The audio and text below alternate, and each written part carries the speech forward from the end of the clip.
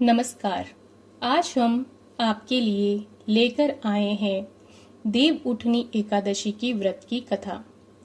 देव उठनी एकादशी कब है, इसकी पूजा की क्या विधि होती है और इसकी पूजा का क्या महत्व है, उसके बारे में आपको इस वीडियो में जानकारी मिलेगी।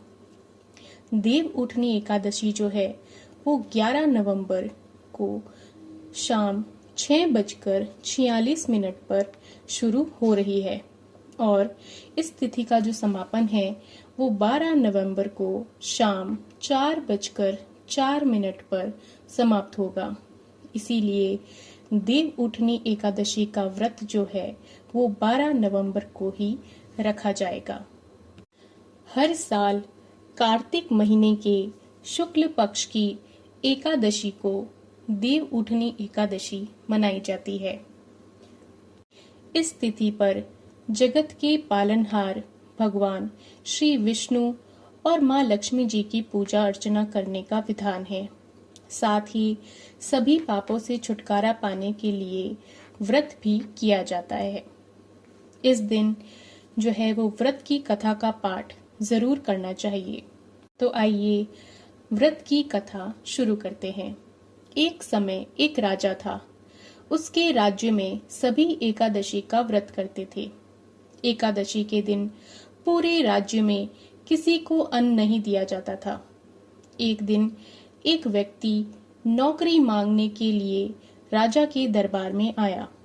उसकी बातें सुनने के बाद राजा ने कहा कि नौकरी तो तुम्हें मिल जाएगी, लेकिन एकादशी के दिन अन्न नहीं दिया जाएगा। नौकरी मिलने की खुशी में उस व्यक्ति ने राजा की यह बात मान ली। जब एकादशी का व्रत आया तब सभी ने व्रत किया था। उसने भी जो है वो फलाहार किया, लेकिन उसकी भूख नहीं मिटी। वह राजा के पास अन्न मांगने के लिए गया। उसने राजा से कहा कि फल आहार से उसकी भी भूख जो है वो नहीं मिटी है। वह भूख के कारण से मर जाएगा। उसे खाने के लिए कृपया अन्न दिया जाए। इस पर राजा ने अपनी शर्त वाली बात को दोहरा दिया। उस व्यक्ति ने यह कहा कि वह भूख से मर जाएगा, उसे अन्न दे दीजिए। तब राजा ने उस पर दया कर उसे भोजन के लिए आटा, दाल और चावल दिलवा दिए।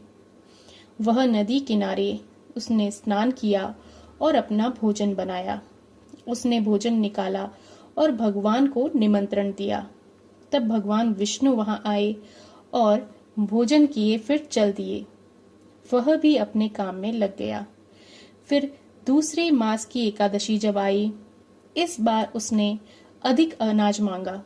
राजा ने इसका कारण पूछा तो उसने बताया कि पिछली बार भगवान विष्णु जो है वो भोजन के लिए आए थे, इसलिए वह तो भूखा ही रह गया। इतने अनाज से दोनों का पेट नहीं भरता। राजा को आश्चर्य हुआ। उनको उस व्यक्ति की बात पर बिल्कुल ही विश्वास नहीं हुआ।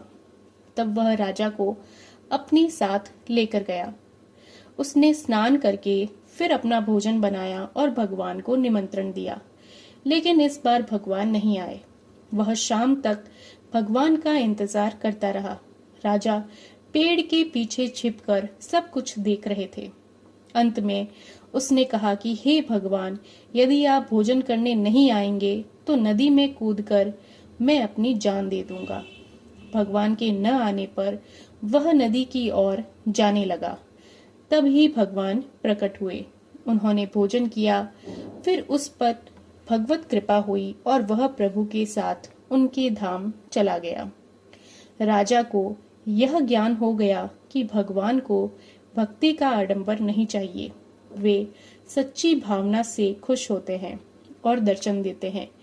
इसके बाद से राजा भी सच्चे मन से एकादशी का व्रत करने लगे। अंतिम समय में उनको भी स्वर्ग की प्राप्ति हुई। आइए अब देव उठनी एकादशी की पूजन विधि के बारे में जानते हैं। देव उठनी एकादशी के दिन सुबह सुबह सूर्योदय से पहले उठकर स्नान आदि कर लेना चाहिए।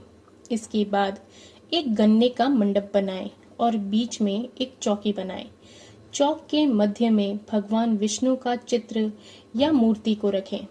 इसके साथ ही चौक से भगवान के चरण चिन्ह बनाएं, जो ढक कर रखने चाहिए। भगवान को गन्ना, सिंघाड़ा और पीले फल और मिठाई अर्पित किया जाता है। इसके साथ ही भगवान को पीली मिठाई अर्पित करें। इसके बाद घी का एक दीपक जलाएं और इसे रात भर जलने दें। यहीं पर बैठकर जो है आप विष्णु पुराण और व्रत की कथा जो है वो जरूर सुनें। आप सभी को देव उठनी एकादशी की ढेर सारी शुभकामनाएं।